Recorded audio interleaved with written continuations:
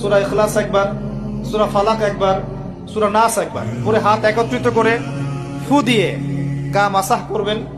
এই কাজটা 3 বার করবেন। একবার আয়াতুল কুরসি পড়বেন, সূরা বাকারার 255 নম্বর আয়াত, আল্লাহু লা ইলাহা ইল্লা হুয়াল হাইয়ুল কাইয়ুম, এটা শেষ পর্যন্ত। এরপর সূরা বাকারার শেষের 3টা আয়াত পড়বেন, লিল্লাহি মা ফিস সামাওয়াতি, এখান থেকে ফানসুরনা আলাল কওমিল কাফিরিন পর্যন্ত। তারপর ডান কাতে পাশ ফিরবেন, বলবেন আল্লাহুম্মা বিইসমিকা আমুতু ওয়া আহইয়া।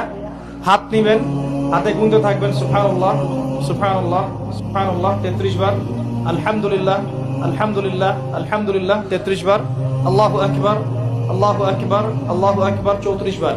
ঘুমিয়ে যাবেন। এখন যদি আপনি 6 ঘন্টা ঘুমান, আপনি নবী সাল্লাল্লাহু আলাইহি ওয়াসাল্লামের সুন্নত অনুযায়ী ঘুমিয়েছেন, প্রত্যেক ঘন্টা ঘুমানোর জন্য আল্লাহ আপনাকে নেকি দিবে ইনশাআল্লাহ। এমনি ঘুমালে নেকি হতো না, রেস্ট নেওয়া হতো।